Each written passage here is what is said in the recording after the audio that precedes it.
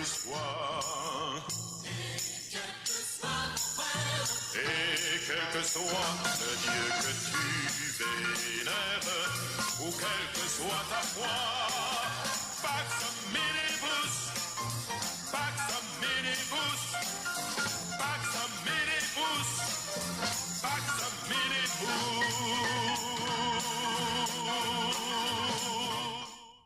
Des pères dans ce pays. Donc, tu connais combien d'hommes de Dieu Mais c'est incontestable. purs? Est-ce qu'il existe la pureté pure dans le milieu chrétien?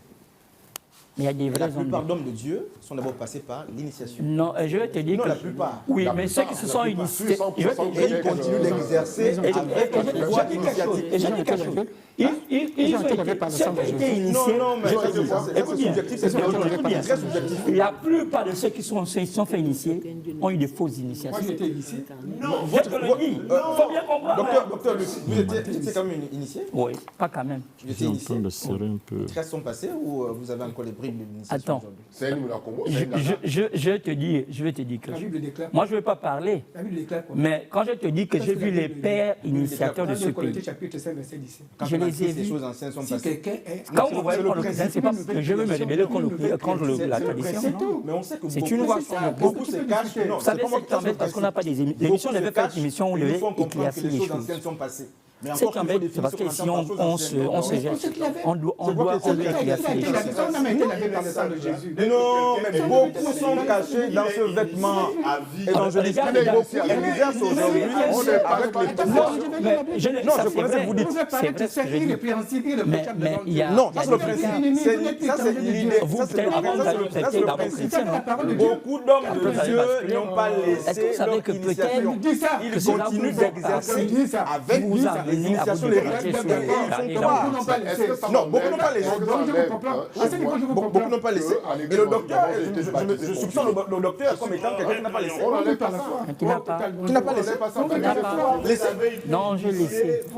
Parce que, docteur, parce que au niveau où moi je suis arrivé, au niveau où moi je suis arrivé, Tu n'es pas en prison. Non, On peut rien contre moi. S'il y a des gens qui ne veulent pas. non, il vous dit des choses, Qu'est-ce que la repentance? pas de conneries, Qu'est-ce pas que la de conneries, repentance? pas de conneries. Il vous dit La des repentance, choses c'est parce quoi? que c'est sa La conception. repentance, Pas de conneries. Par quel paradigme? C'est pas de conneries. Paul dit quoi? Ne vous conformez pas au siècle présent. Mais bien sûr, mais quand tu ne te conformes La repentance, mais quand tu ne te conformes quand tu as connaissé ça, quand tu es formaté, Si tu as initié, quand tu c'est moi je laissé le boutique. Maître Allon. La consécration des Maître Allon, Maître Leuzen, on va Non. démarrer, C'est on va du démarrer cinéma, l'émission. c'est que c'est Hein? pas ça, c'est du Je ne dis cinéma. pas que tout le monde est pareil. On vous a laissé le temps de... Bon, mais Je crois que ce sujet-là va venir sur la table. C'était sur les trois les trois vraies vraies Il églises. n'y a que trois. Ah, bon, écoute, lui, il a dit- n'ouvre il- pas le débat, parce que moi aussi, je ne suis pas d'accord avec toi. Je vais te demander, tu as quoi? Qui t'a dit? Tu as reçu dans C'est qui? c'est le Saint-Esprit qui t'a Voilà. C'est de ma révélation. Mesdames, Messieurs, Mbolo Samba, excusez mon timbre vocal, et bienvenue à ce numéro de Dieu en question.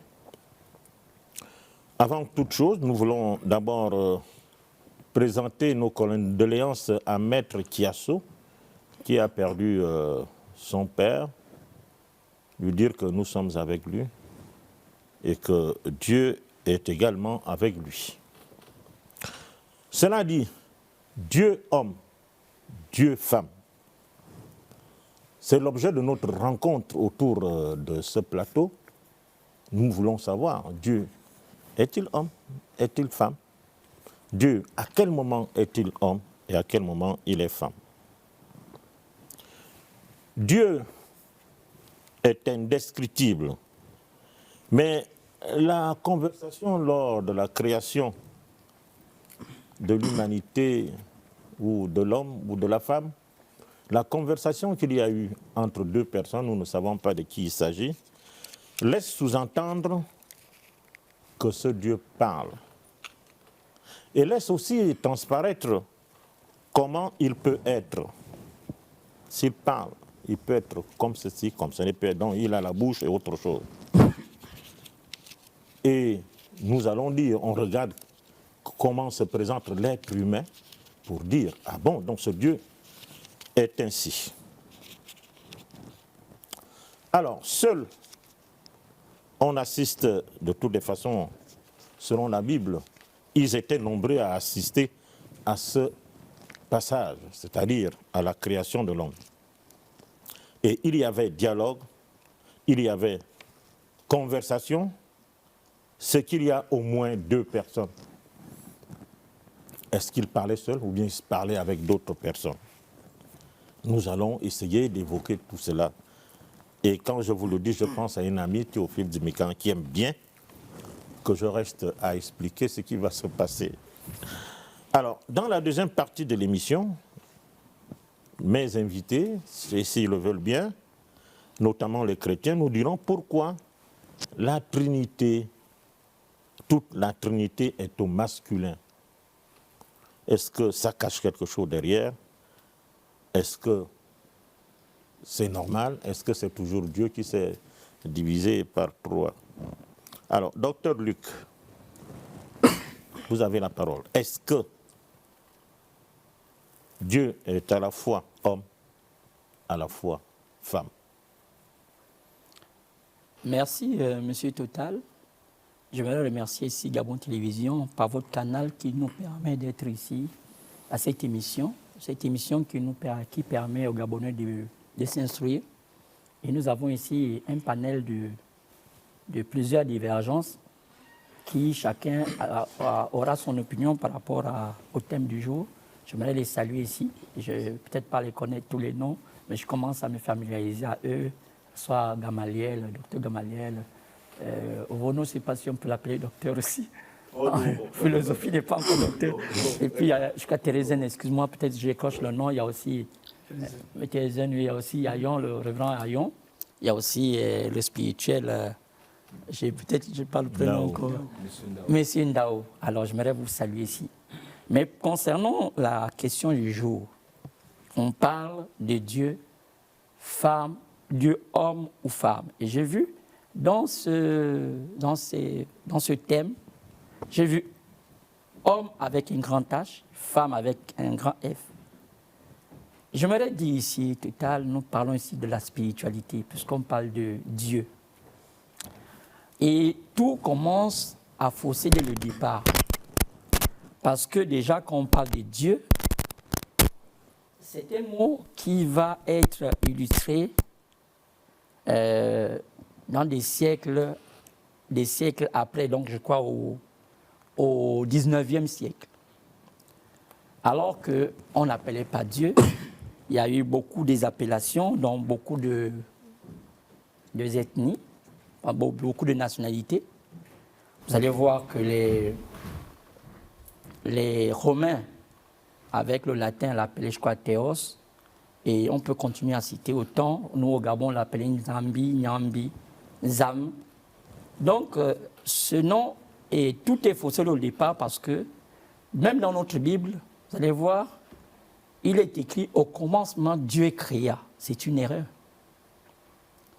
Parce que ceux qui ont bien illustré le christianisme, ce sont les Juifs. Au travers des Amérindiens, ça continue avec Abraham. Et ils ont dissocié. Ils ont dissocié. Quand il fallait arriver à Dieu, ils n'appelaient pas Dieu, ils l'appelaient Yahweh. Ils l'ont appelé Jéhovah. Ce n'était pas Jéhovah, c'est un nom conventionnel, c'est JVHE, c'est YHE, mais on a mis un nom conventionnel, Jéhovah. Quelqu'un va me comprendre. Mais au commencement, ils n'appellent pas le Créateur Jéhovah. On l'appelle Elohim. Pourquoi? Parce que quand on regarde Elohim, ça veut dire l'être qui vivait au travers de lui-même. C'est pourquoi quand vous voyez, on dit au commencement était la parole, Elohim qui avait ses attributs qui était le Dieu, pas le Dieu, mais qui était, on peut dire, il était omnipotent, omniscient, omniprésent.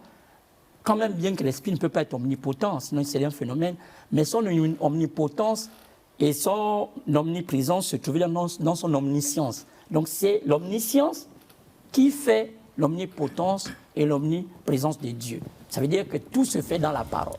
Parce que vous remarquez qu'on dit au commencement était la parole. Donc ça veut dire que c'est là où tout s'embrouille. Parce que l'homme, après avoir perdu le fil des idées de là où il revenait, toutes les civilisations ont commencé à vouloir chercher à retourner à l'original. Et il y a eu 2 voix. Ces 2 voix, il y a une voix qui a été empruntée par un groupe qui avait pour père Caïn, une autre voix qui avait pour père Adam, qui était secondée par son fils Seth parce que Abel était décédé. Et les 2 voix avaient 2 philosophies. Et l'autre voix de Caïn va avoir une philosophie qui va nous amener à ce qu'on va appeler aujourd'hui les animistes, les traditionalistes, d'où dedans, Dieu va se personnaliser. Mais alors que lorsque nous regardons, le Créateur, lui, dans Elohim, la première chose qu'il crée, il crée une fonction qu'on appelle fils. Et c'est dans la fonction de fils que tout se fait, parce qu'il dit, le Christ est le premier né de toute la création. Et c'est lui le fils. Et c'est par le fils que tout se crée. Donc au départ, tout est dans Elohim, et quand il crée le fils, et c'est par le fils que tout se crée, c'est comme vous regardez que Paul le dit dans 1 Colossiens 1, il dit tout s'est fait par lui, donc par le fils, par Christ, qui s'est matérialisé. Donc l'erreur étant déjà là, tout le monde entre dans cette erreur en disant, nous allons personnaliser Dieu. C'est pourquoi lorsqu'on dit Dieu, on dit dans d'autres termes objet d'adoration, d'autres on dit Dieu, d'autres disent être ou entité suprême, tenant la plus grande puissance spirituelle. Donc ce mot a plusieurs explications dont on arrive à dire objet d'adoration. Et nos pères, dans l'ignorance et dans la vague de Caïn, ont suivi le chemin qui a mené à personnaliser Dieu. Et dans ces énigmes, dans le manque de la connaissance, voyons que la femme mettant au monde un humain, la femme va être déifiée. Parce que ce n'est pas possible. Alors, la chercheur dit, mais qui crée l'homme? C'est Dieu. Mais pourquoi l'homme sort de la femme? Alors, la femme va finir par être déifiée. Cette femme va être déifiée. C'est un culte qui va aller jusqu'à nos jours. Il n'y aura que 2 cultes. Le culte qui va déifier l'homme et le culte qui va déifier la femme. Et nous, les païens, nous, qu'on appelle les païens, les animistes, les Gabonais, je vais dire peut-être singulièrement, mais sinon, à part les Juifs, tous les peuples sont païens. Et ils ont déifié la femme. C'est pourquoi tout le culte païen est autour de la femme. Donc, ce n'est pas une erreur de voir aujourd'hui que tout le culte païen est autour de la femme. Dans les symboles. Et nous avons remarqué que quand on arrive au temps de la Grande Babylone, où il y avait les 3 filles de Noé, où il va y avoir encore séparation, la descendance de Cam va mettre au monde un enfant qu'on appelle Kish. Kish va avoir une femme, ce n'est pas écrit dans la Bible, mais c'est l'histoire. La femme là est sortie d'où? Mais non, je suis déjà à Noé, c'est qu'il y avait déjà des femmes. Je suis déjà à Noé. Des femmes? Oui, il y avait déjà des femmes. Parce qu'il y avait déjà des femmes. Enfants de Noé? Non, il y avait déjà des femmes. Je suis déjà à Noé, c'est tellement des générations. Bon, on va en parler si on peut. Mais on n'a pas le temps, je suis en train de... Mais je disais qu'il va déjà avoir les femmes. Et là-dedans... Merci de constater qu'on n'a pas le temps. On n'a pas le temps. Dieu, femme, Dieu, homme. C'est pourquoi je disais que c'est à ce niveau que les 2 cultes se forment. Et le culte, je parle là, je suis en train d'atterrir parce que je vont prendre la parole. Donc, le culte où la femme va être déifiée commence avec Kish, qui met au monde un enfant qu'on appelle Nimrod avec sa femme qu'on appelle Sémiramis. Sémiramis, c'est elle qu'on va appeler en Égypte la grande Isis. C'est elle qu'on appelle Europa. C'est elle qu'on va appeler Linzona Montobenga. C'est elle qu'on va appeler chez nos frères Fan Ningonebo. C'est la même. Elle n'a pas changé. Mais elle change par physiologie, elle change par des symboles. Parce que c'est elle qui crée. On se dit que c'est elle qui crée. Parce qu'il y avait la méconnaissance du commencement. Parce qu'à la fin, lorsque la science nous aide à comprendre ces choses, ce n'était pas la femme qui crée, c'est l'homme qui créa, c'est l'homme qui prépare, pas qui crée, mais qui prépare le fœtus, et la femme n'est qu'une couveuse. Donc voilà, il y a beaucoup d'erreurs comme ça qui sont immiscées, d'où ces erreurs-là, on les doit aux théologiens. Et ces théologiens nous amènent des erreurs en erreur. On a un Donc, ici. on a l'occasion, peut-être, si me donnez encore l'occasion pour donner le temps de parler, à tout le monde de parler, de bien développer où vous allez comprendre que c'est une erreur de dire que l'homme est homme, Dieu est homme ou femme, parce que Dieu est un esprit. Dieu n'a pas de genre. Il n'est ni homme ni femme. Donc, on va peut-être en parler. Je laisse encore les autres. n'est ni homme ni femme. Vous êtes d'accord avec... Je vais donner la parole, je salue le public, tous ceux qui nous suivent en ce moment. Je vais d'abord prendre la Bible, parce que moi je me réfère toujours à la Bible. Je vais prendre l'évangile de Jean chapitre 1, à partir du verset 1. Au commencement était la parole, et la parole était avec Dieu, et la parole était Dieu. Elle était au commencement avec Dieu. Au commencement était la parole. Vous savez, le problème avec les érudits, parce qu'ils ont mis le nom de Dieu partout. Dieu. Ils n'ont pas pu conserver le nom de Dieu. Parce qu'on voit Dieu ici, Dieu là. C'est ce qui nous embête. C'est ce qui nous embête. Au commencement était la parole. La parole était avec Dieu et la parole était Dieu. Parce que si vous auraient pu traduire ça convenablement, ils auraient pu dire, au commencement était la parole était avec Elohim et la parole était Yahvé. Ça fait deux choses. Ils auraient pu dire, au commencement était la parole était avec Elohim et la parole était Yahvé. Mais ils ont mis, au commencement était la parole était avec Dieu, la parole était Dieu. C'est là où on s'embrouille, où on ne comprend plus rien là. Ils auraient pu écrire, au commencement était le Logos. Le Logos était avec Elohim et le Logos était Yahvé. C'est ce qu'ils auraient pu dire. La honte serait claire. Parce qu'il y avait Elohim, ça fait deux choses différentes. Il y avait Elohim, c'est qui? C'est Dieu dans sa plénitude originelle. C'est dans sa plénitude. Infinie. Il n'a pas de forme. Et Yahvé? Elohim n'a pas. Je vais d'abord commencer par Elohim. Elohim n'a pas de forme, il est pensée créatrice. Il est parole créatrice, il est puissance créatrice. Il est le Dieu trinitaire. Le Père, le Fils et le Saint-Esprit qui n'ont pas de forme. Parce que la parole n'a pas de forme. Quand je parle là, est-ce que vous voyez que ma parole a une forme? Non. Ça n'a pas de forme. La pensée n'a pas de forme. Quand nous pensons, est-ce que la pensée a une forme? Non. La puissance n'a pas de forme. C'est pourquoi on l'appelle le Dieu Trinitaire, Père, Fils, Saint-Esprit. C'est Elohim dans sa plénitude. Originel, il n'a pas de forme. Mais quand il crée, au moment de la création, il s'est passé quelque chose. Au moment de la création. C'est ce que nous voulons Au savoir. moment là, il est sorti de sa plénitude. Il a pris une forme corporelle, spirituelle. C'est ce premier homme qu'on appelle Yahvé, qu'on appelle Jésus-Christ. C'est tout. Au moment de la création, dans la plénitude, il n'y avait rien. Il y avait le néant. Il n'y avait que le néant. Dans la plénitude, il n'y avait rien, quelque chose. Peut-être là, quand je fais ça, je touche peut-être l'air qui est là, je ne sais même pas. Peut-être que je touche l'air, je ne sais pas. Mais il n'y avait absolument rien dans le néant. Dieu était dans le néant, mais le néant, il y avait quelque chose. Dieu était lui-même dans ce néant. Mais il n'avait pas de forme, qu'on peut dire que voilà quelqu'un qui est assis là, voilà quelqu'un là. Il n'y avait que le vide absolu. Mais dans ce vide, il y avait quelqu'un qui était là, qui est Père, qui est Fils, qui est Saint-Esprit, qui est Elohim. Mais au moment de la création, au moment où les choses qui étaient en lui, parce que les choses qui étaient en lui devaient sortir. Alléluia. Les choses qui étaient en lui devaient sortir. Mais il est d'abord sorti lui-même. Il est d'abord sorti, il a pris une forme corporelle, une forme visible sur le plan spirituel. C'est ce premier homme qu'on appelle Jésus-Christ, qu'on appelle Yahvé. Au commencement était la parole. Le Logos était avec Elohim. Et la parole était Dieu. Était Yahvé. Yahvé était lui-même la parole qui était dans la plénitude d'Elohim.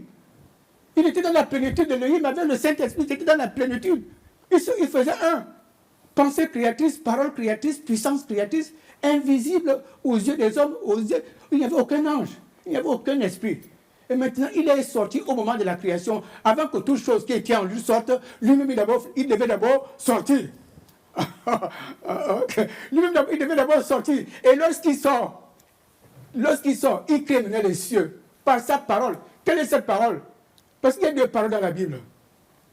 Il y a la parole avec grand P, il y a la parole avec petit p.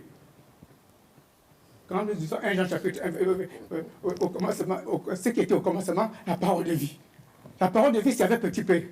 La parole de vie, c'est qui? C'est le Christ. C'est le Christ qui vit en Dieu. C'est par le Christ. Parce qu'il y a Jésus, il y a le Christ, il y a Jésus.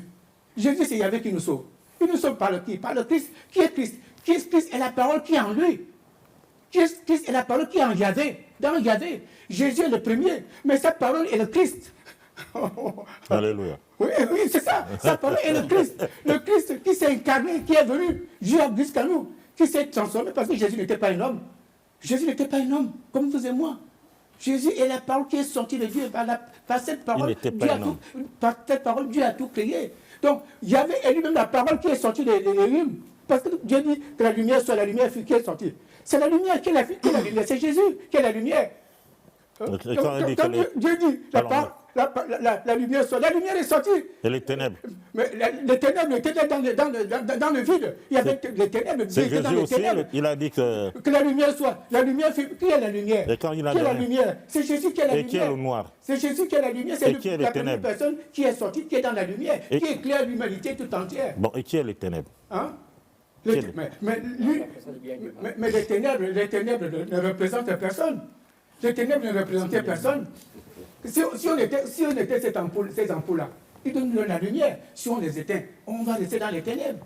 Donc tout l'univers était dans les ténèbres. Tout l'univers était plongé dans le néant, dans le vide. Et c'est là où Dieu est sorti. Dieu a dit que la lumière soit. Et la lumière fut. Qui était la lumière qui est sortie de Dieu? C'est le seul premier homme qui est la lumière. Jésus dit, je suis la lumière. Donc, Dieu n'est ni homme ni femme. Donc, maintenant, on en vient. Lorsque les Sadducéens vont poser la question à Jésus, dans Matthieu chapitre 22, verset 25, les Sadducéens, ils sont venus auprès de Jésus. Ils nous disent que Moïse nous a dit que lorsque un homme meurt sans enfant, son frère va épouser sa veuve pour lui susciter une postérité. Il pose la question à Jésus. Moïse nous a dit que lorsqu'un homme meurt sans enfant, sa veuve va épouser son frère pour lui susciter une postérité. Nous avons connu 7 frères. Le premier se mariait et mourut sans enfant. Et comme il n'avait pas d'enfant, sa femme épousa son frère. Puis, le deuxième, le troisième, jusqu'au 7e. Maintenant, à la résurrection des morts, et c'est la femme de qui? Puisque les Sadducéens ne croyaient pas à la résurrection des morts. Jésus leur dit que vous êtes dans l'erreur.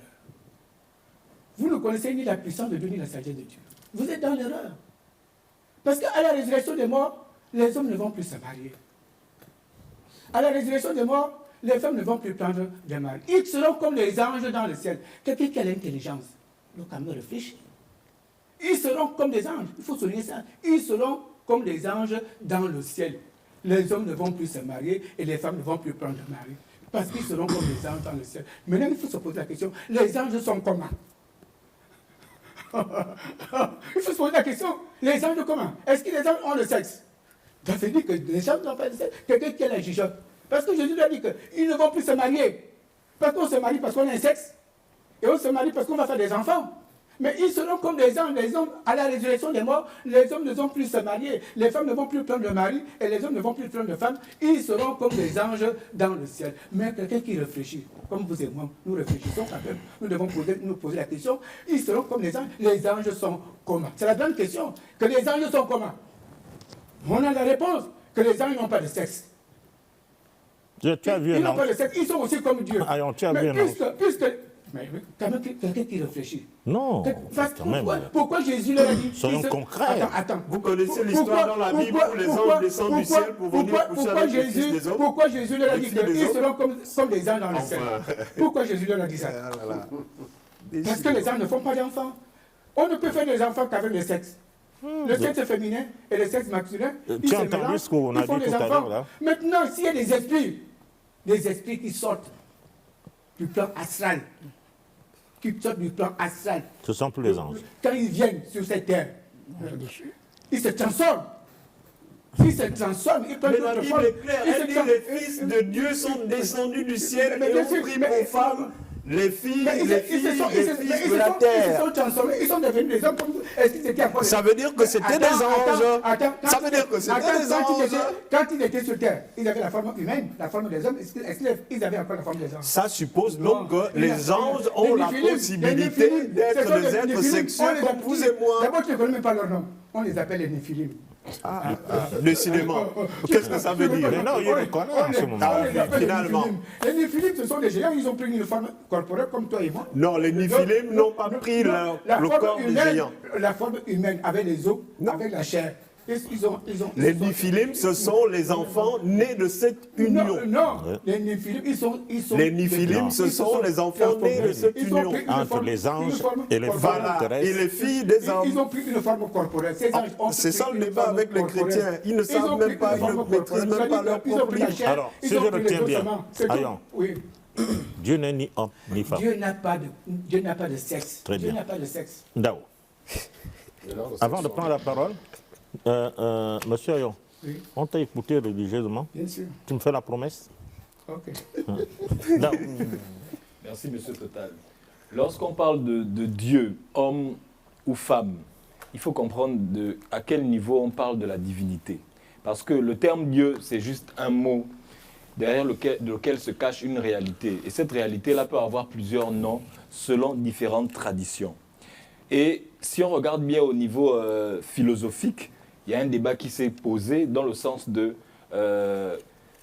qu'est-ce qui est à l'origine de toute chose? Parce que toute chose a une origine. Si on remonte d'origine en origine, de source en source, on va se rendre compte qu'il y a une source qui n'a pas de source, c'est-à-dire une cause qui n'a pas de cause. Et lorsqu'on s'arrête là, on se rend compte qu'il y a une énergie, il y a une réalité par laquelle toutes les autres réalités sont venues au monde.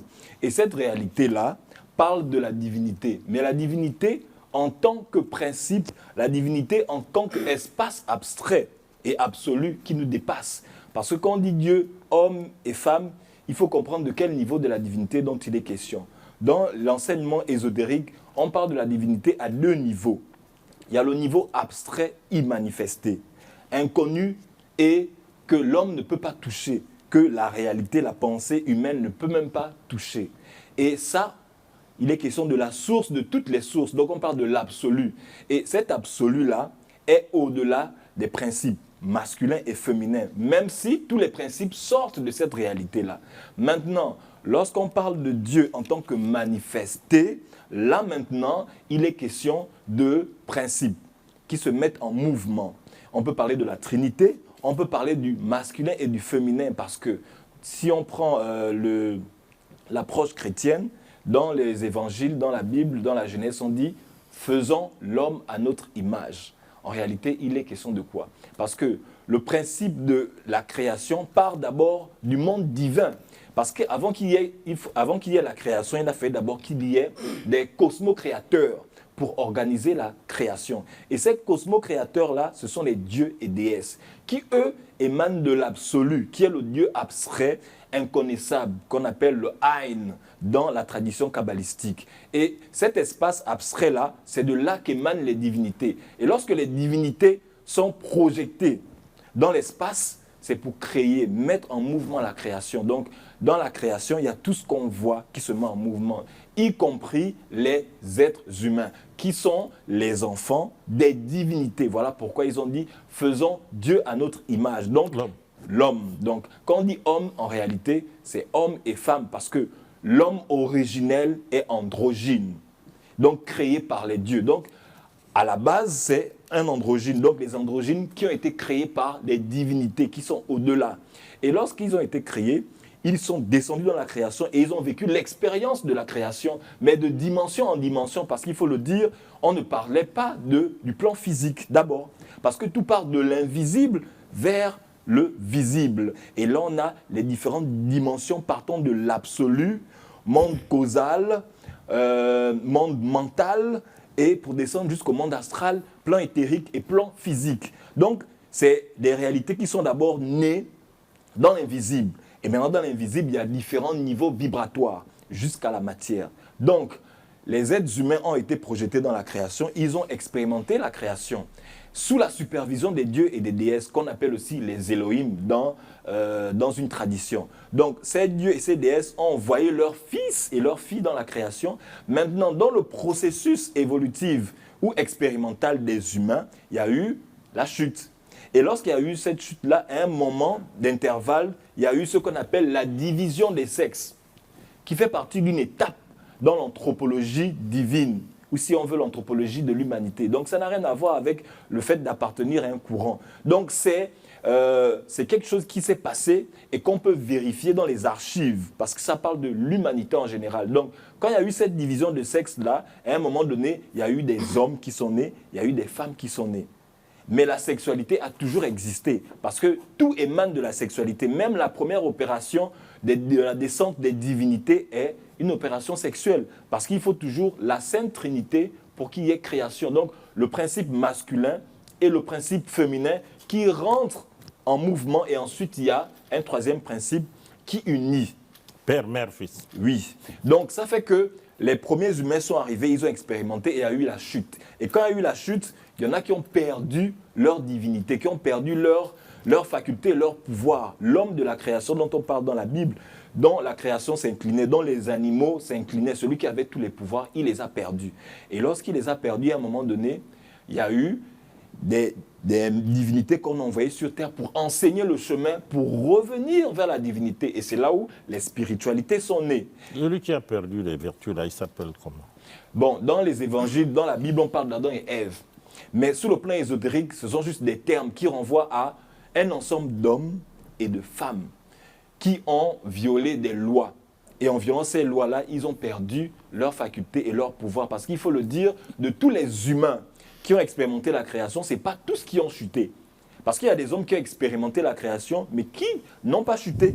Et eux, ils ont monté les échelons, ils se sont élevés sur le plan spirituel en tant que divinité et ils ont eu des rôles dans la création en tant que fils ou filles des divinités. Et ceux qui ont chuté, malheureusement, ils sont entrés dans le cycle de vie et de mort qu'on appelle la roue du samsara dans la tradition hindoue, qui parle de l'homme qui naît, qui meurt et qui revient encore, donc le cycle de réincarnation. Et dans ce processus de réincarnation-là, les maîtres et maîtresses des divinités qui sont descendus donnaient aux hommes l'enseignement pour couper le cycle de réincarnation, pour retourner vers la divinité. Et cet enseignement-là, en réalité, emmène l'être humain à incarner les deux principes, parce qu'à l'origine, il avait les deux principes et il a potentiellement les deux principes en lui-même, homme et femme. Et lorsqu'il s'auto-réalise, en réalité, il y a la fusion des deux principes. Parce que si on descend à un niveau plus bas, c'est-à-dire au niveau psychologique, dans un homme, il y a la femme. Dans une femme, il y a l'homme. On peut l'expliquer sur le plan biologique, sur le plan métaphysique, sur le plan de la physique même. Dans l'homme, il y a le principe féminin. Et dans la femme, il y a le principe masculin. Ça veut dire qu'à l'intérieur de l'homme, il y a des aspects de féminin en lui. Malheureusement, qui sont, on va dire, en déséquilibre. Et à l'intérieur de la femme, il y a des aspects masculins qui sont en déséquilibre. Et le travail spirituel, ou bien l'un des aspects du travail spirituel, consiste à rééquilibrer les principes. Parce qu'à un moment donné, la femme a besoin du principe masculin pour s'affirmer, pour être en équilibre. À un moment donné, l'homme aussi a besoin du principe masculin. Voilà féminin. Pourquoi, féminin, merci. Voilà pourquoi on dit un homme, en réalité, complet, c'est un homme qui a incarné le principe masculin et le principe féminin. Et une femme complète, c'est une femme qui a incarné les deux principes. Parce que lorsqu'on est homme, en tant qu'être humain, il y a un déséquilibre au niveau des principes. Quand on parle sur le plan scientifique, au niveau des hormones. Mais lorsqu'on travaille sur soi, on rééquilibre les principes. Parce que l'homme se caractérise par certaines qualités.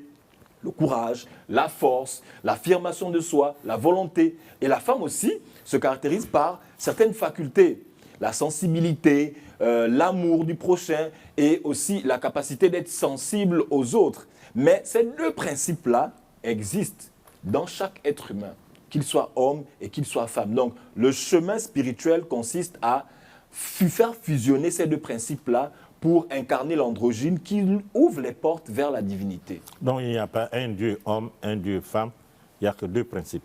Il y a deux principes. Maintenant, ça dépend de à quel niveau on parle de divinité. Sur le plan manifeste, Dieu et homme, androgyne, c'est une réalité. Mais sur le plan immanifesté, ça n'existe pas parce que l'immanifesté est au-delà de tous les principes, au-delà du monde divin, au-delà du monde physique et des autres dimensions, parce que c'est un espace sacré abstrait qui échappe à toute conception mentale ou psychologique. Donc on ne peut pas essayer de le décrire. On ne peut pas le décrire parce que celui qui va le décrire en réalité, il doit d'abord se dissoudre lui-même, parce que c'est un espace de néant, de rien. Mais lorsqu'on descend dans la création, on veut être quelque chose, on veut être quelqu'un. Mais lorsqu'on veut être quelqu'un, on se manifeste.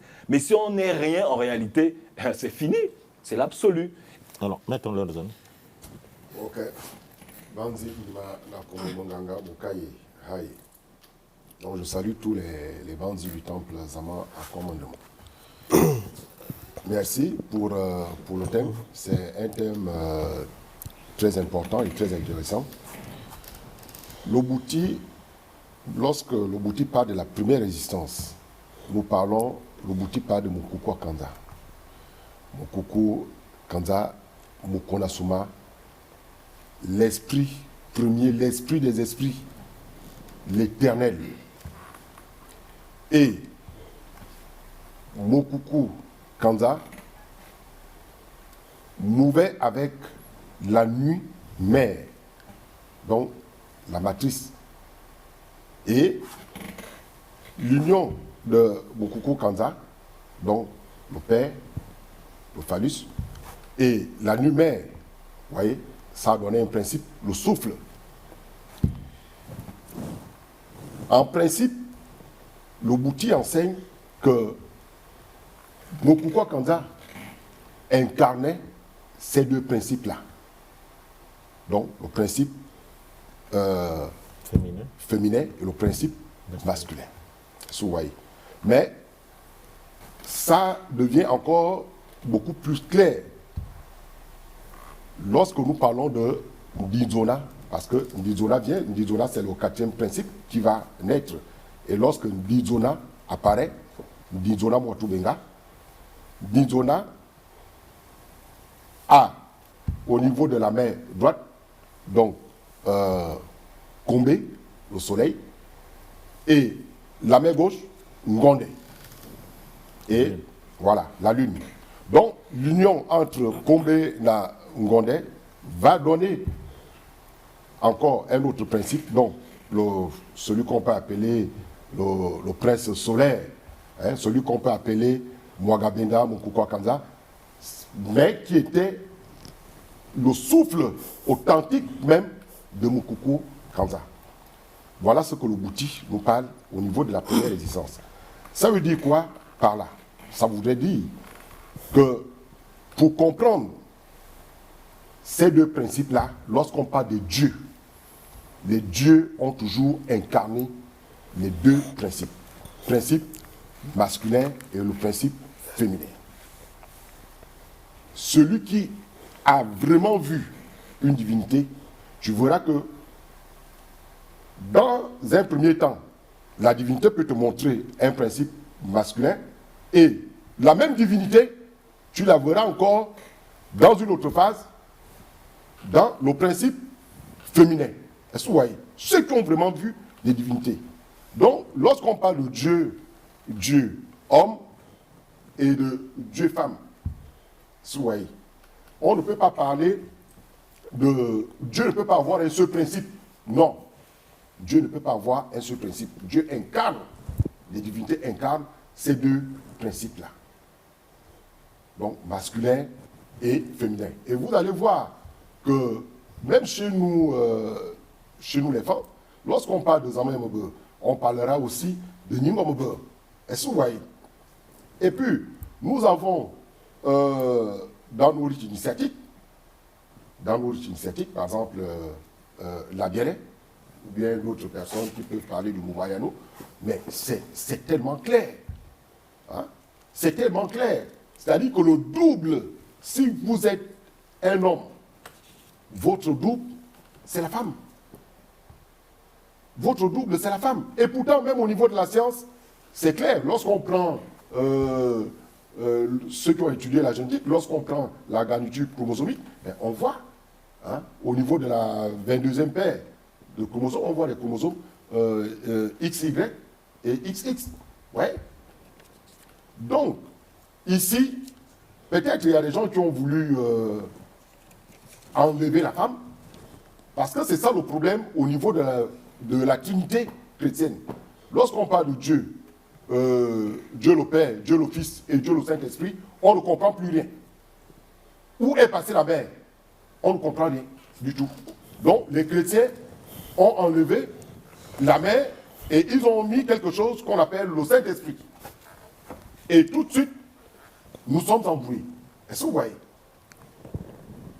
L'être humain, je suis d'accord avec Nao, lorsque vous êtes un homme, vous avez en vous également des principes féminins. Ça se démontre sur le plan initiatique, parce que l'initiation est une très grande service.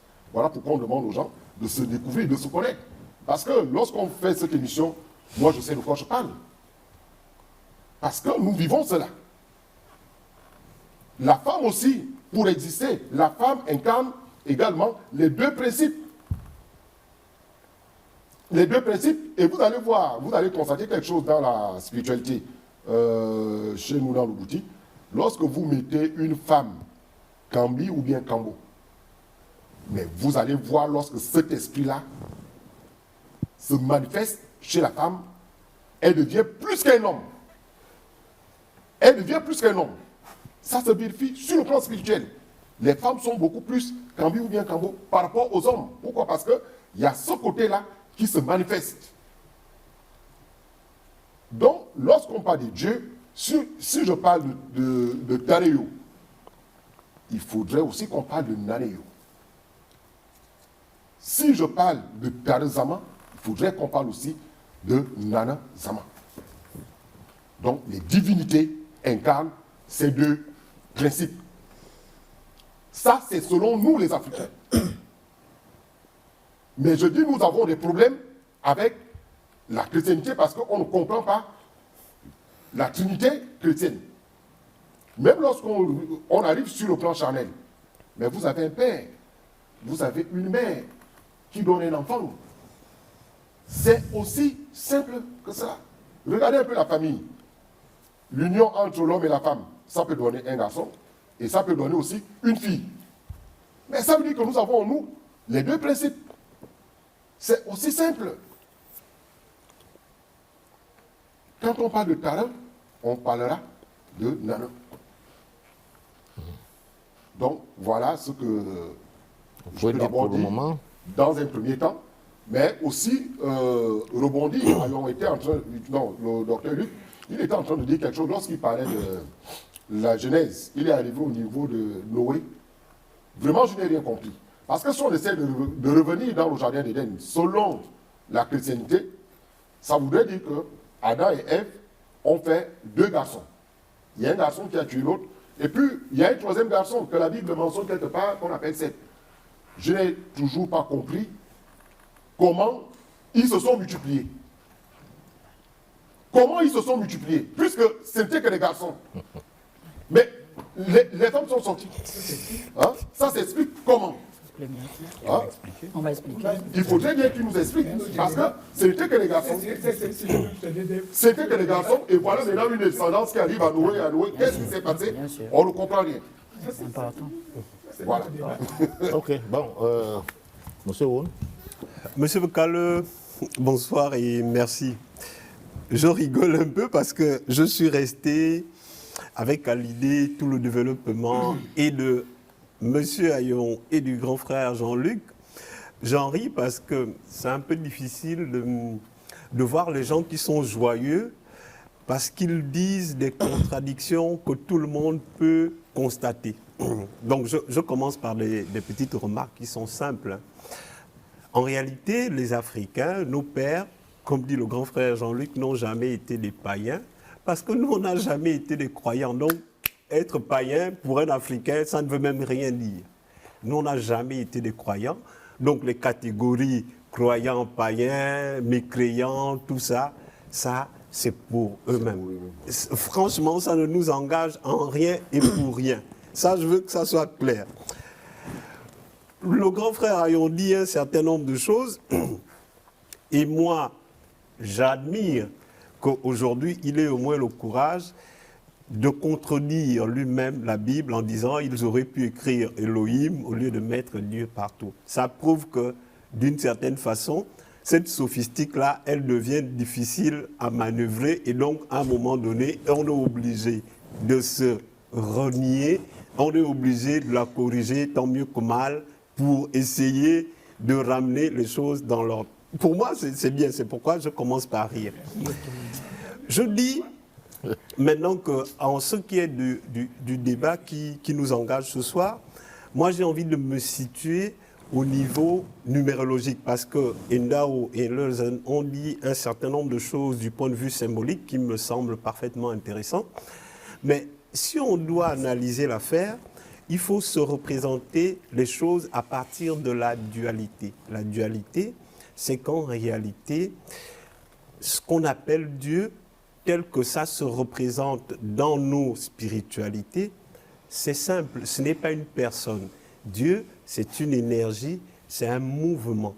C'est le mouvement et l'énergie. Le mouvement et l'énergie qui sont mis en fusion et qui, par le fait de la dynamique, finissent par se séparer. Et quand ils se séparent, ils ouvrent un espace. C'est cet espace qui est en réalité l'espace du domaine de la création. Et c'est cet espace, au fond, que l'on appelle la parole. Donc, le grand frère, Papa Ayong, qui cite abondamment Jean, et qui croit que la parole de Dieu, c'est le verbe, comme là, je suis en train de parler en français, ça veut dire que c'est un chrétien du dimanche qui ne comprend rien du tout, mais à ce qu'il raconte. La parole, c'est la vibration primordiale par laquelle la séparation de la dynamique mouvement, énergie se fait. Et ce mouvement étant fait, ce mouvement fait, ou du moins suscite quelque chose que, bon, je ne sais pas comment le dire en français, mais les Grecs nous ont laissé une belle expression, ils appellent ça le klinamen, c'est-à-dire la déclinaison des corps. La déclinaison des corps, ça suppose donc l'intelligence et la force qui sont dans ces deux énergies ou dans ces deux aspects du divin commencent leur processus cyclique. Et en tant qu'ils commencent leur processus cyclique, il faut qu'ils passent par un ensemble de manifestations jusqu'à nous. C'est-à-dire la manifestation, le niveau de vibration le plus bas, c'est le niveau de la matière. Je poursuis et je dis que quand vous êtes chrétien et que vous ne comprenez pas que Adam, ce n'est pas un homme au sens masculin avec un phallus comme vous et moi, vous ne comprenez rien.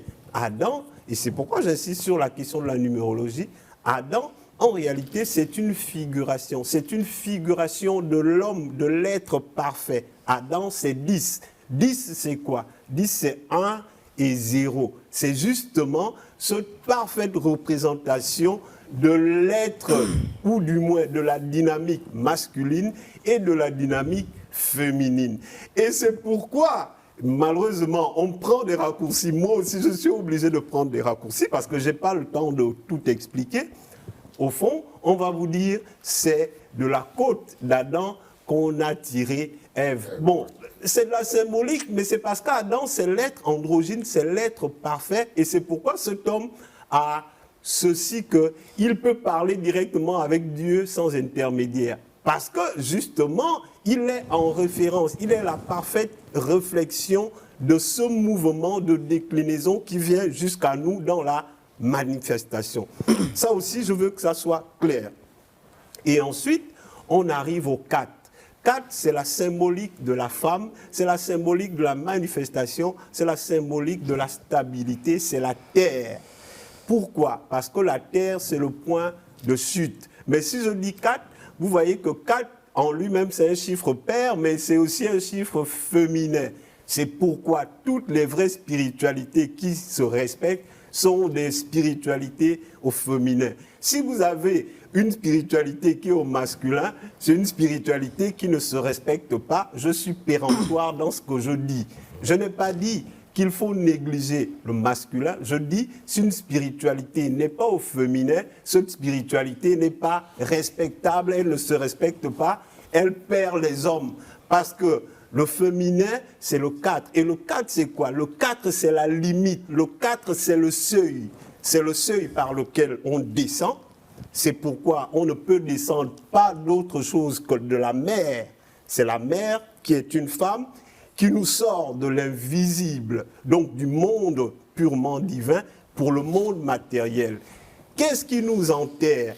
En réalité, c'est notre femme qui nous enterre. On nous enterre dans la terre. Là aussi, c'est le 4, c'est le féminin.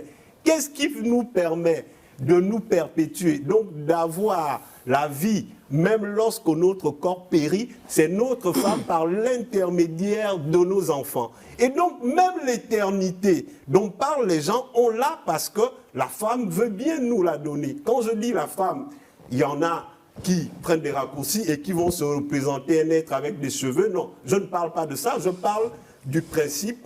Et donc, à partir du moment où on l'a compris, on comprend les choses et on se dit, au fond, qu'est-ce que donc le divin? Le divin, c'est ce mouvement dual dans lequel, en réalité, tout se fait par l'amour. L'amour, c'est le lien. C'est pourquoi le Christ incarne l'amour.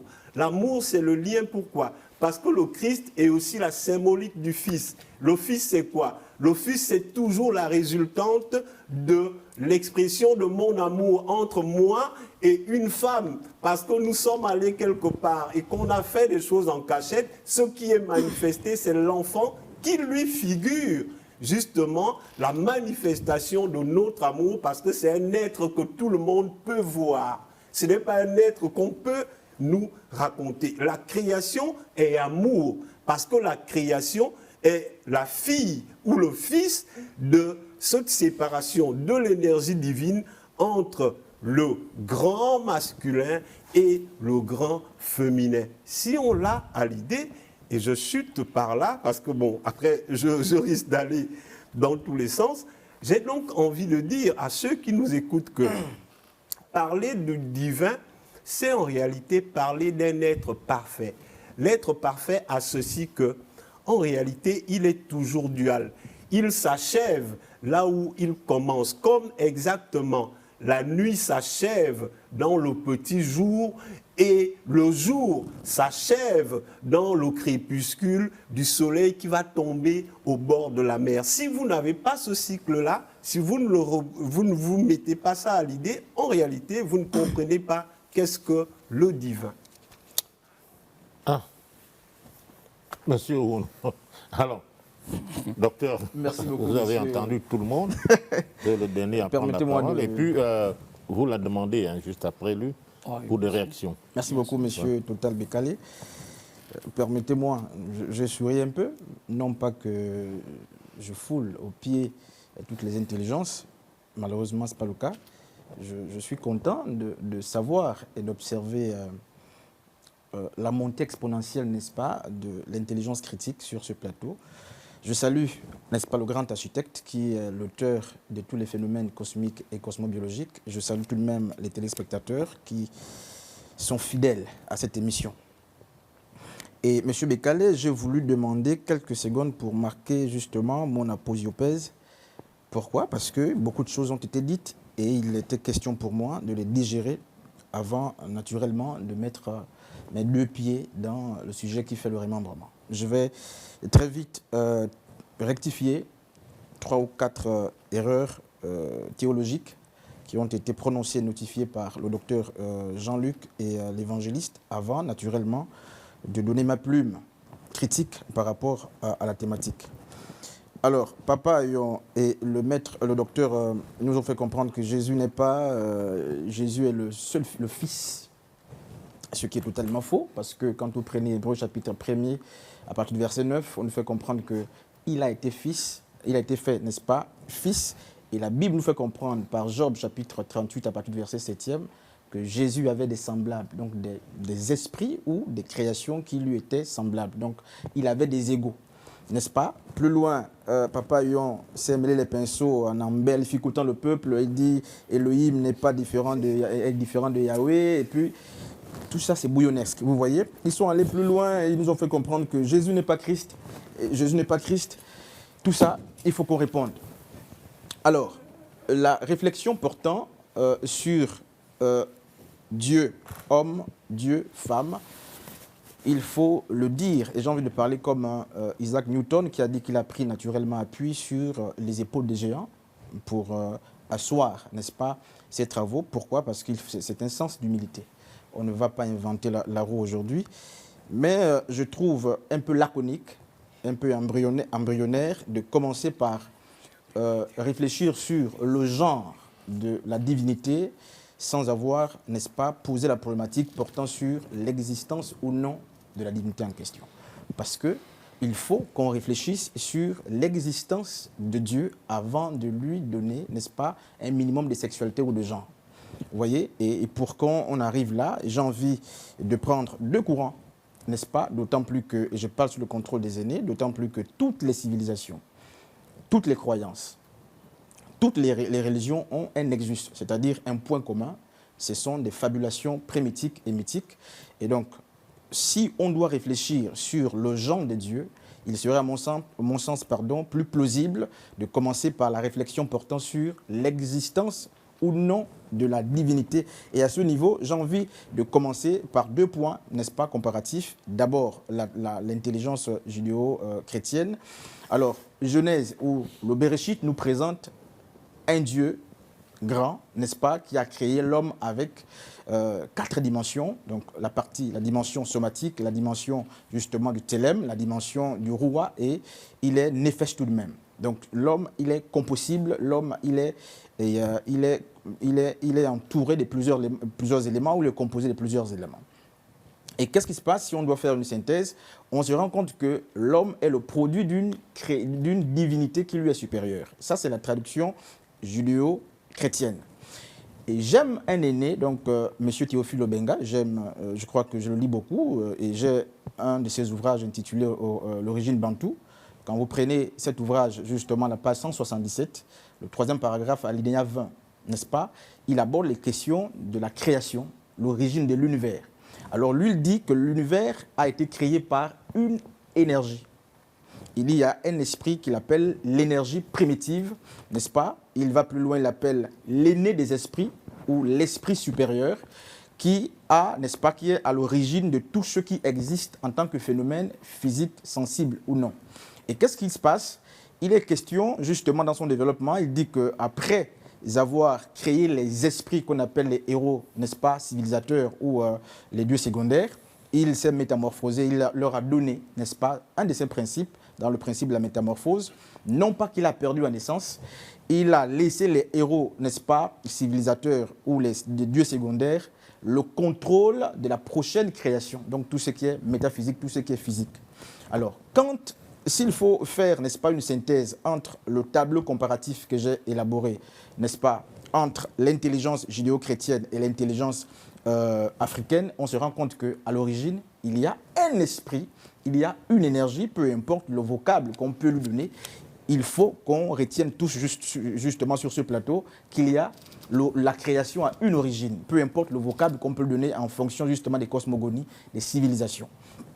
Et donc, à ce niveau de la réflexion, on est tous d'accord que Dieu est soit, n'est-ce pas, un sujet, si c'est un sujet si c'est un sujet objectif ou réel, il va falloir qu'on réfléchisse sur son genre.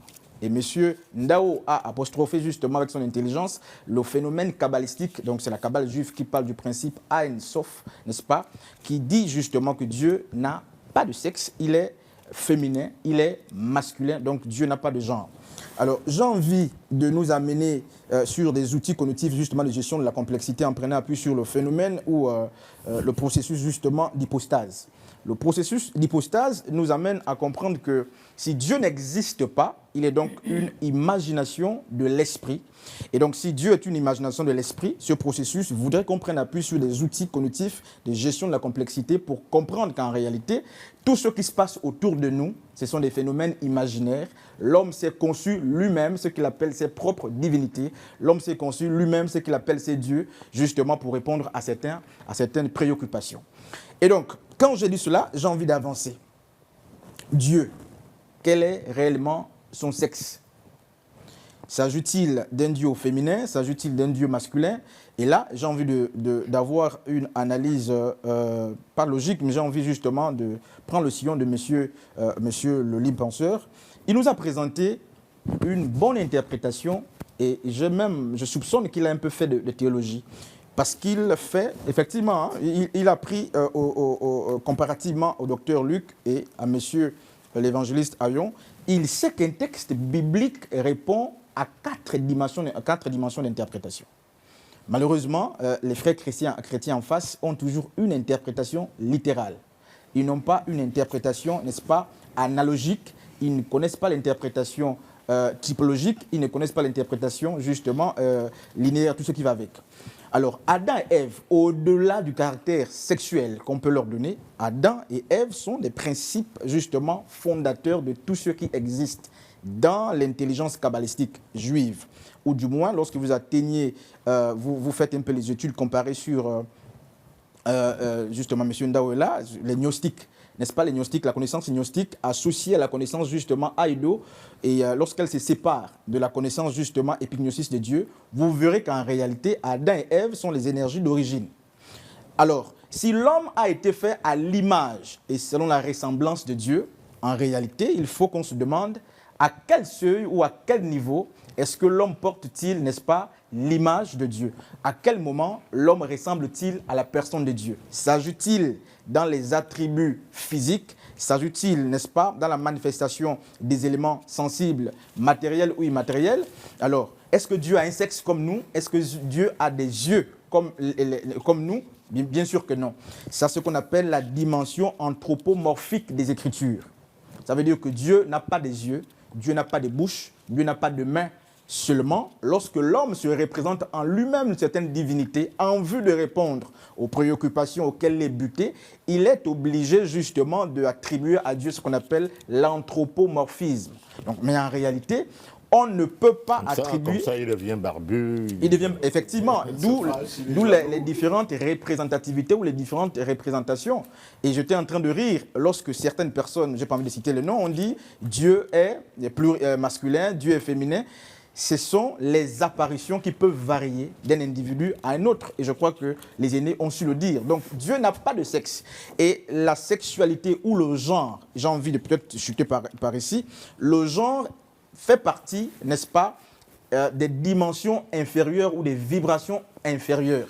Pourquoi je le dis? Parce que Dieu n'a pas besoin de la reproductivité ou de la reproduction. Donc, à ce niveau, Dieu, la Bible appelle le tout en tout. Si Dieu est tout en tout, on comprend aisément et sans trembler la langue que Dieu est positif, Dieu est négatif. Et pas plus tard que hier, je lisais encore un document où je me suis rendu compte que dans les travaux justement des Sanat Kumara, des maîtres Omram, ils se rejoignent et ils disent quoi lorsqu'ils parlent de l'astrologie du cœur? Ils disent qu'il n'y a pas longtemps que plusieurs intelligences pensaient que le vent était motivé par des monstres. Et cette manière de concevoir le monde a engendré deux pans. Donc, les faux positifs et les faux négatifs. Vous voyez? Et donc, nous sommes dans ce concept. Aujourd'hui, dire que Dieu est négatif ou femme, que Dieu est homme ou Dieu n'est pas les deux, c'est quand même faire injure à l'intelligence de l'homme. Pourquoi? Dieu est féminin, Dieu est masculin. Pourquoi? Parce que c'est de lui que l'homme tire justement toute sa composante et toute sa composition, que ce soit sur le plan astral, métaphysique ou sur le plan naturellement sensible. Et donc je vais chuter, pardon, je vous donne la parole, je vais chuter. Alors, à la question de savoir si Dieu est homme ou femme, je reste vraiment sur ma position. Dieu est femme, Dieu est homme, du moins, il n'y a pas d'énergie justement créatrice qui soit séparée. Donc Dieu est la combinaison ou la juxtaposition de l'énergie positive et de l'énergie négative. Ça s'explique par quoi? Par ce que Genèse appelle justement l'anthropo. Lorsque Dieu, la Bible dit Dieu créa l'homme et la femme, il s'agit justement d'anthropos. L'expression anthropos combine en elle-même 4 autres expressions. Il s'agit d'aner, n'est-ce pas, d'Aren, de Télus et de Gouné. Donc, si Dieu a su sortir de lui un genre féminin et un genre masculin, alors cela revient à dire aisément, c'est une équation très simple, que Dieu est féminin, Dieu est masculin. Réaction. Les réactions, on va, pour gagner un temps, une minute, comme ça, tout le monde prendra la parole. Il y a d'autres êtres qui sont féminins et masculins. Les animaux sont féminins et masculins. Les poissons sont féminins et masculins. Les oiseaux sont féminins et masculins. Il n'y a pas que les hommes qui sont féminins et masculins. Bon, je vais lire un passage dans la Bible. Le titre, c'est Philosophie vaine. Philosophie vaine. C'est écrit Philosophie vaine. Je vais lire. Prenez garde que personne ne fasse de vous sa proie par la philosophie et par une vaine tromperie, s'appuyant sur les traditions des hommes, sur les rudiments du monde et non sur Christ. Car en lui habite corporellement toute la plénitude de la divinité. Vous avez tout pleinement en lui, qui est le chef de toute domination et de toute autorité. Et c'est en lui que vous avez été circoncis d'une circoncision que la main n'a pas faite, mais de la circoncision du Christ qui consiste dans le dépouillement des œuvres de la chair. La Bible est claire. En lui habite corporellement. Corporellement. dans le corps de Christ de Jésus, habite corporellement toute la plénitude de la divinité. La divinité, c'est qui? C'est le Père, le Fils et le Saint-Esprit. Qui sont la divinité? Il n'y a pas de divinité au pluriel. Quand on parle de divinité au pluriel, on parle de démons. Quand on parle de divinité au pluriel, on parle des démons. C'est clair. Il n'y a qu'une seule divinité. C'est le Christ, en qui habite corporellement toute la plénitude du Père, du Fils et du Saint-Esprit habite corporellement. Si tu vas au ciel, notamment au ciel, c'est Jésus que tu vas trouver. Personne d'autre. Personne d'autre. Vous avez tout pleinement en lui. Lui qui est le chef de toute domination et de toute autorité. Il est avant toute chose et toute chose subsiste en lui. On va prendre comme ça, à gauche, à droite. Et toute chose, c'est par lui que nous sommes faits. C'est par lui que nous avons été créés. C'est lui qui a créé les cieux, la terre, l'univers, les mondes visibles, les mondes invisibles, les seigneuries, les trônes, les seigneuries, les souverainetés, les mondes visibles et les mondes invisibles. Tout a été créé par Jésus-Christ. Tout a été créé par lui. Il n'y a pas trois personnes au ciel. C'est lui qui règne. C'est lui Jéhovah. C'est Jésus qui est Jéhovah. C'est lui qui est assis sur le trône. À la mort du roi Ozias, que dit Isaïe chapitre 6. Isaïe chapitre 6, verset 1. À la mort du roi Ozias, j'ai vu le Seigneur assis sur un trône élevé. Les pans de sa robe remplissaient le temple. Les séraphins se tenaient au-dessus de lui. Ils avaient 6 ailes. 2 pour se couvrir la face, 2 pour se voler, 2 pour se couvrir le visage. Donc ils avaient 6 ailes. Et il criait d'une voix forte, Saint, Saint, Saint, l'Éternel des armées. Toute la terre est remplie de sa gloire. Qui est cet Éternel des armées? Mais c'est Jésus-Christ. C'est Jésus. C'est Jésus. C'est Jésus qui règne. Donc c'est Jésus à quel sens? C'est Jésus à quel sens? Où étais-tu? Il pose la question à Job. Où étais-tu lorsque j'ai créé la terre? Sur quoi ces bases sont-elles fondées? Et qui parle là? C'est Dieu qui parle, c'est Jésus qui parle. C'est Jésus qui parle. C'est Yahvé qui Dieu ou Jésus? C'est Yahvé qui... Mais Jésus, c'est Yahvé. Quand on parle de Jésus-Christ, quand on parle de Jésus, Jésus, ça veut dire Yahshua. Il y a comme Yahvé, Choix, Sauveur, Yahvé qui nous sauve. Quand il vient sur terre, il s'appelle Jésus, il s'appelle Yahvé qui nous sauve. Il nous sauve par le Christ, par sa parole, qui a créé tout chose. Donc c'est pour dire quoi? C'est pour dire qu'il n'y a pas de sexe sur le plan, dans les sphères supérieures. Il n'y a pas de mâle, il n'y a pas de femelle. Dieu a créé des sexes pour se reproduire, pour la reproduction. Les oiseaux se reproduisent, les animaux se reproduisent, les hommes se reproduisent, les plantes, tout ça se reproduise. Ça se reproduit où? Pas dans le ciel, pas dans le lieu élevé, mais c'est sur la terre, c'est dans ce monde qui se produisent. C'est tout. C'est là où il y a les sexes, c'est là où on parle de la reproduction des espèces. C'est tout. Monsieur Woun. Je prends une minute pour dire une Les espèces ne se reproduisent pas au ciel, les espèces se reproduisent sur la terre. C'est monsieur Woun qui a la parole. Je prends une minute pour dire quelque chose de simple et je continue en disant que ces gens-là, parfois, ils parlent de leurs livres et ils portent leurs propres contradictions. On ne peut pas dire que Dieu est tout ça si on sait que dès la première ligne, on parle déjà du divin dans sa dimension plurielle. Elohim, c'est le basique, c'est un pluriel. Mais on peut aller plus loin dans l'herméneutique. Elohim, c'est un pluriel féminin. Ça, je veux le dire. Je reviens quand même à quelque chose, et Leuzen a bien fait de le souligner. C'est-à-dire que nous, dans nos traditions, et notamment dans la tradition Bwiti, quand on vous parle d'Inzona, qui tient et l'astre solaire et l'astre lunaire, les gens veulent s'arrêter à la mythologie, c'est-à-dire aux images. Ils ne veulent pas aller derrière. Et si vous allez derrière, c'est quoi? C'est la dimension matérielle en réalité qu'on représente. C'est la Terre en tant qu'elle est femme et la Terre en tant qu'elle est régie et régulée par ces 2 astres. Ça vous dit quoi? Ça vous dit quelque chose de puissant. Ça vous dit que en réalité, Dieu, même dans son intelligence, a fait que la dimension dans laquelle nous nous trouvions soit une dimension purement féminine. Et cette dimension purement féminine, c'est parce que, j'insiste, c'est la dimension dans laquelle on trouve l'amour. Je finirai en saluant un pasteur du côté de Lambaréné avec sa fille spirituelle, Tawanga Frida. J'espère qu'on se reconnaît et qu'on se retrouve. Je voulais leur dire ça simplement. Pourquoi? Parce que, et je suis par là, il ne faut pas se représenter que Dieu ne peut être que Père et fonder, sinon créer tout ce qu'il a créé. Parce que la création, elle-même, du point de vue même symbolique, elle vous dit une chose, elle vous dit qu'il faut nécessairement la participation de l'énergie féminine. Oui, merci. Parce que vraiment, je voulais dire qu'il y a un problème aujourd'hui dans notre pays.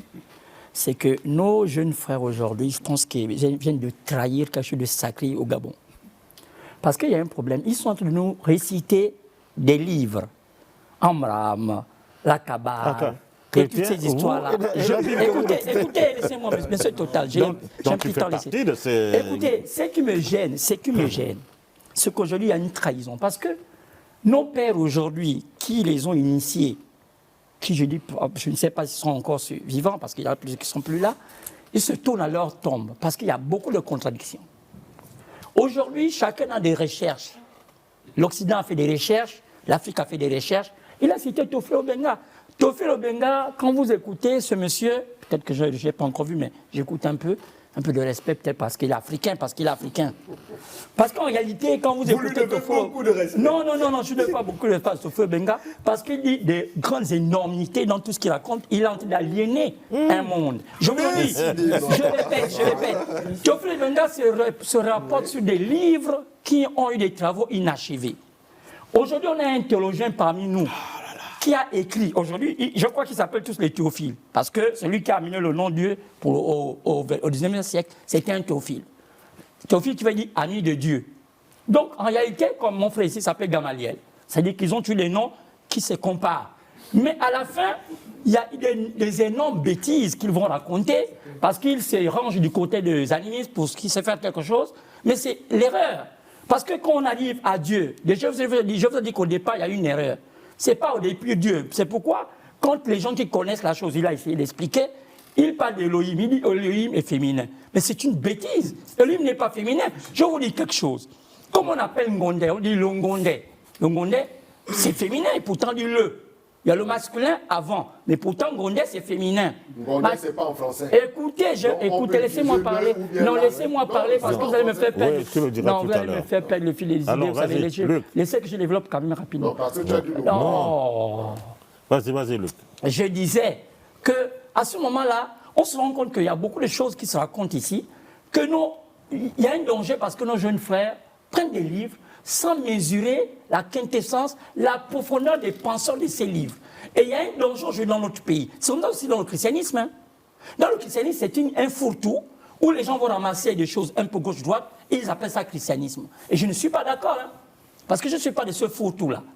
Donc je reprends ici, quand on parle de Dieu, j'ai dit il y a déjà une erreur au départ. Et quand on arrive à parler de la Trinité, la Trinité c'est une conception mécanique humaine. Parce que quand on parle de Trinité, Dieu n'est pas trois, Dieu n'est pas homme. Quand on parle de la Trinité, on parle des fonctions. Père n'est pas un nom, Père c'est une fonction. Fils c'est une fonction, Saint-Esprit c'est une fonction. Des fonctions jouées par des humains. C'est pour ça que vous remarquez que la Trinité, c'est fait sur la masculinité, sur le masculin, parce que cette Trinité n'est pas personnalisée. Cette Trinité, ce sont des fonctions jouées par des hommes. Et la Bible nous parle clairement dans 1 Jean, chapitre 5, verset 7, qu'il y a trois qui ont joué ce rôle, ces trois fonctions sur la terre. 1 Jean 5, 7, jusqu'au verset 8. Il dit qu'il n'y a que trois qui vont jouer ce rôle sur la terre. Il dit ces trois vont être symbolisés par trois choses. Par l'eau, par le sang et par l'esprit. Maintenant, il fallait savoir qui sont ces êtres, qui sont masculins. On dit ils vont. 1 Jean 5, 7 à 8. Il dit ils vont jouer ce rôle. Ce sont eux, ils seront trois, des masculins. C'est pourquoi, lorsqu'on a regardé dans la carte mondiale, le premier être à être identifié à Dieu dans la Bible, selon la Bible, c'était Moïse. Regardez bien, un théologien nous raconte, il nous dit en Exode, il dit Dieu dit que je fais Moïse Dieu. Et dedans, quand il met Dieu, il identifie Dieu avec un grand D. C'est-à-dire que Moïse était le Dieu tout-puissant. Mais pourquoi à ce moment-là, Moïse est identifié par les théologiens comme étant le Dieu tout-puissant avec un grand D? Parce que la Trinité, qui est une erreur de théologie, n'était pas sous la forme de personnalité, c'était sur la forme de fonction. Vous dites bien la Trinité. Une erreur de la théologie, une erreur de la théologie.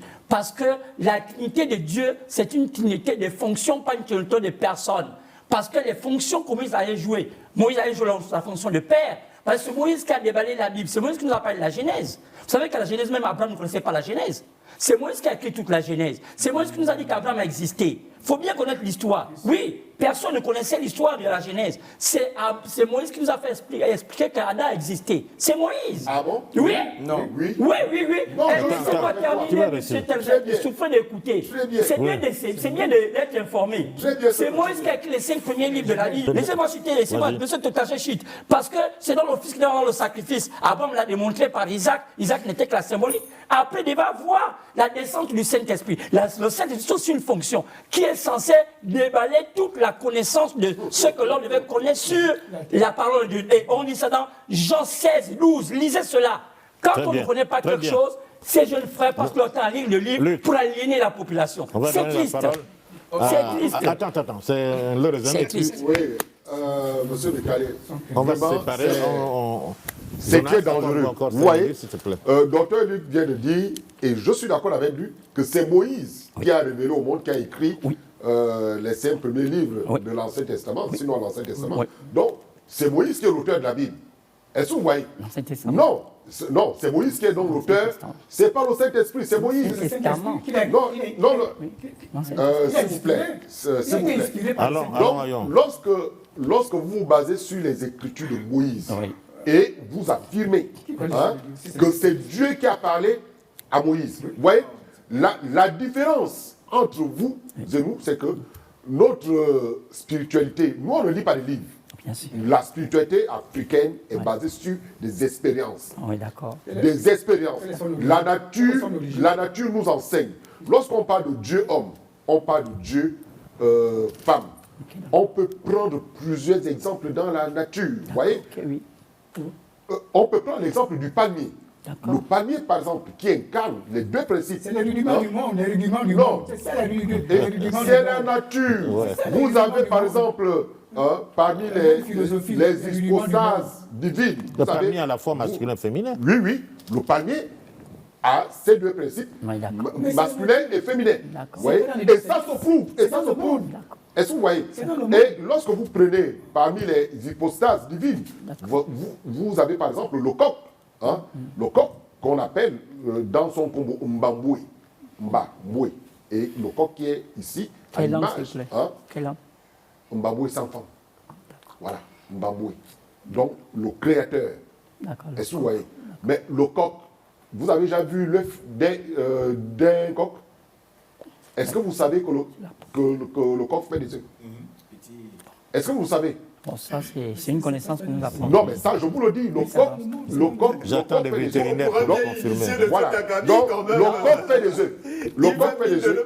Voilà. Rapidement, puisqu'on va se séparer. Donc, ça voudrait dire que le coq incarne ces 2 principes. Et pour citer, aujourd'hui, nous avons des êtres humains qui ont 2 sexes. Il y a des humains qui sont là, qui se baladent, et qui ont 2 sexes. Oui, vas-y. Après Ndao, on se sépare. Nous ambiguent un peu. Vous voyez, docteur Jean-Luc et l'évangéliste Ayon, en fait, ils souffrent d'une anémie. En fait, ils ont un problème, soit ils ne connaissent pas l'herméneutique biblique. Mais assez souvent, lorsqu'on ne connaît pas l'herméneutique biblique, on prend appui sur la paradèche pour expliquer les Écritures. Monsieur Ayon dit, Jésus, c'est Dieu. Alors qu'il est écrit dans la Bible, Jean chapitre 10, le verset... Non, je finis.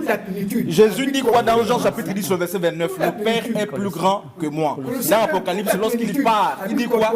Je m'en vais vers mon Père et votre Père. C'est pourquoi les Écritures l'appellent le prototokos, donc le arché. Le premier-né de la création. Non pas qu'il est Dieu. Jésus est subordonné à Dieu. Alors, le docteur Jean-Luc, il fait toujours...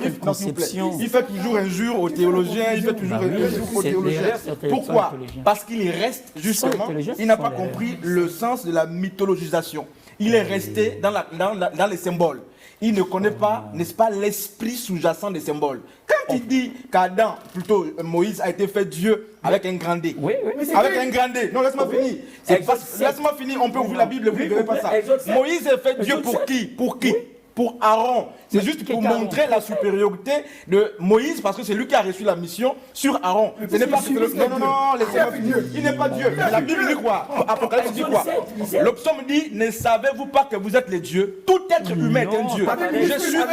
Je suis Dieu. Moïse n'est pas Dieu avec majuscule.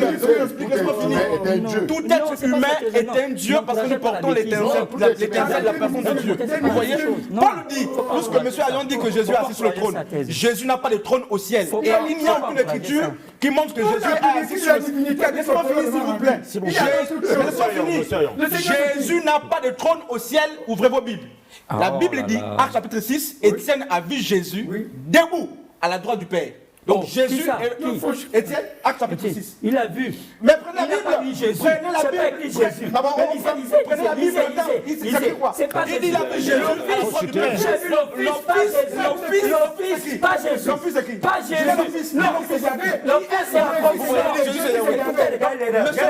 Monsieur décalé. Jésus.